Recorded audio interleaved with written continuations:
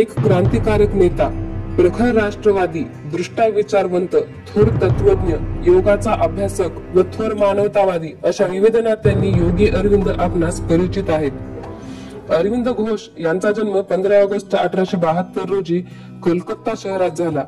त्यांच्या वडिलांचे नाव कृष्णधन घोष असे असून ते अबरडीन विद्यापीठाचे MD होते। विदेशातील वास्तव्यामुळे ते पाश्चात्य संस्कृतीला सन्मुख झाले होते। त्यामुळेच ते आपल्या मुलांना भारतीय संस्कृती आणि लोकजीवन यांच्यापासून दूर ठेवण्यासाठी प्रयत्नशील होते। त्यासाठी त्यांनी आपल्या मुलांना दार्जिलिंग येथील लोरेटो कॉन्व्हेंट स्कूल मध्ये दाखल केले। श्री अरविंद 7 वर्षाचे झाले आणि वडिलांनी त्यांना व त्यांच्या भावांना शिक्षणासाठी इंग्लंडला पाठवले। सुरुवातीचे त्यांचे प्रारंभिक शिक्षण रेव्हरंड ड्रुवेट नावाच्या धर्मपंडिताच्या घरीच झाले। त्यानंतर पुढील शिक्षणासाठी ते लंडनच्या सेंट पॉल स्कूल मध्ये गेले। येथे त्यांनी इंग्लिश बरोबरच ग्रीक आणि लॅटिन भाषा देखील आत्मसात केल्या।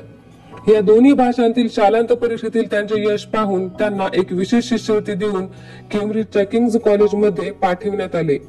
अरविंद घोष यांनी फ्रेंच भाषेचे अध्ययन केले तर इटालियन, जर्मन आणि स्पॅनिश अशा विविध भाषांची चांगली ओळख करून घेतली। 1890 मध्ये श्री अरविंद केम्ब्रिजला गेले। तेथे त्यांनी क्लासिकल ट्रायपॉस हा पारंपरिक पदवी अभ्यासक्रम पूर्ण केला। वडिलांच्या आग्रहास्तव ICS ची परीक्षा दिली व लेखी परीक्षेत प्रथम श्रेणी संपादन केली।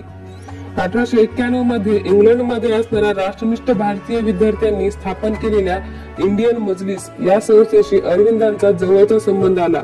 ते या संस्थेचे सचिव झाले आणि या पार्श्वभूमीवर त्यांना भारतीय संस्कृती आणि भारताची परिस्थिती समजली आणि त्यांनी मातृभूमीला दास्यात ठेवणाऱ्या इंग्रजांचे पायकपण पत्करायचे नाही असा निश्चय केला।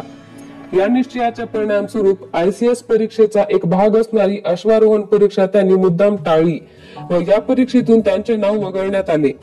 या ठिकाणी चित्तरंजन दास यांनी अरविंदांना बंगाली भाषा म्हणजेच मातृभाषेचा परिचय करून दिला।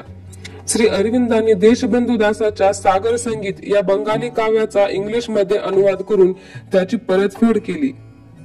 1879 मध्ये इंग्लंडला गेलेले श्री अरविंद 1893 मध्ये पदवीशिवाय परदेशातून परतले। त्यांच्या वडिलांची त्यांनी ICS होऊन जिल्हाधिकारी व्हावे ही अपेक्षा ते पूर्ण करू शकले नाहीत। भारतात आल्यावर श्री अरविंदांनी 1893 ते 1907 ही 14 वर्षे बडोदा संस्थानच्या सेवेसाठी दिली। सुरुवातीला ते दिवाणी विभागात काम करीत। काही काळ ते महाराजांचे स्वीय सचिव होते। यानंतर महाराजांनी त्यांना बडोदा महाविद्यालयात फ्रेंच भाषेचे प्राध्यापक म्हणून नियुक्त केले। कालांतराने इंग्लिशचे प्राध्यापकही केले। काही वर्षांनंतर ते महाविद्यालयाचे उपप्राचार्य आणि अल्पकाळ प्रभारी प्राचार्य म्हणून काम केले। 1893 मध्ये त्यांनी एक राजकीय लेखमाला मुंबईच्या इंदुप्रकाश या पत्रातून प्रसिद्ध केली। त्यामध्ये त्यांनी काँग्रेसच्या मवाळ धोरणावर टीका सुरू केली। 1905 मध्ये लॉर्ड कर्झनने बंगालची फाळणी केली। या वंगभंगाच्या चळवळीत इसवी सन 1906 मध्ये त्यांनी आपली बडोद्याची नोकरी सोडली व ते बंगालमध्ये आले। बंगालमध्ये त्यांनी कलकत्त्याच्या राष्ट्रीय महाविद्यालयाचे प्राचार्य पद स्वीकारले। तसेच त्यांनी वंदे मातरम या पत्राच्या संपादकत्वाची जबाबदारी स्वीकारली। जे पत्र बिपिनचंद्र पाल या जहाल नेतृत्वाने 6 ऑगस्ट 1906 रोजी सुरू केले होते। त्यांच्या लेखनाच्या प्रभावाने बंगालमधील अनेक तरुण राष्ट्रकार्यासाठी प्राणांची आहुती देण्यास तयार झाले। 1907 मध्ये दुभंगलेल्या सुरत काँग्रेसच्या अधिवेशनात ते टिळकांबरोबर राहिले आणि त्यांनी सरकारविरुद्ध प्रचाराची जोरदार आघाडी उघडली। त्यामुळे इंग्रज सरकारने त्यांच्यावर 1907 मध्ये खटला भरला। या खटल्यात त्यांना 1 वर्ष तुरुंगवासाची शिक्षा झाली। याच वेळी माणिकतोळा बॉम्बस्फोट प्रकरणी इतर 40 जणांबरोबर अरविंदांवरही खटला भरण्यात आला, पण यात त्यांची निर्दोष मुक्तता झाली।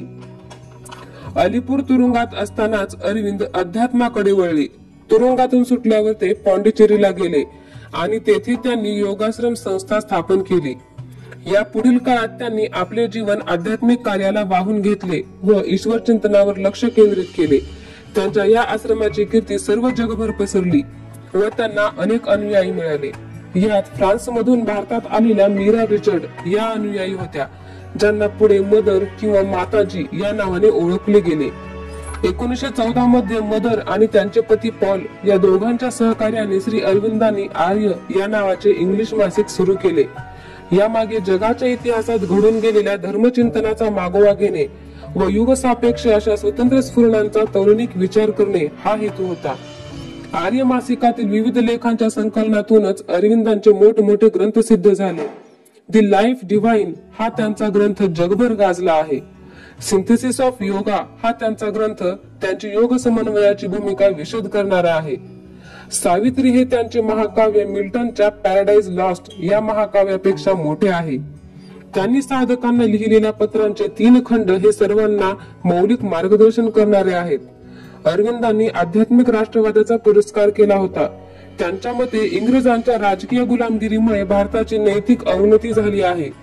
तेव्हा भारताच्या प्राचीन धर्म व संस्कृतीचे पुनरुत्थान होण्यासाठी त्याची इंग्रजांच्या दास्यातून मुक्तता होणे आवश्यक आहे. त्यांनी असे म्हटले होते की भारताच्या स्वातंत्र्याची केवळ भारतालाच नव्हे तर जगालाही आवश्यकता आहे, कारण केवळ स्वतंत्र व सामर्थ्यशाली भारतच जगाला आध्यात्मिक प्रकाश देऊ शकतो. दिनांक 5 डिसेंबर 1950 या दिवशी अरविंद घोषांनी नश्वर देहाचा त्याग केला व ते अनंतात विलीन झाले.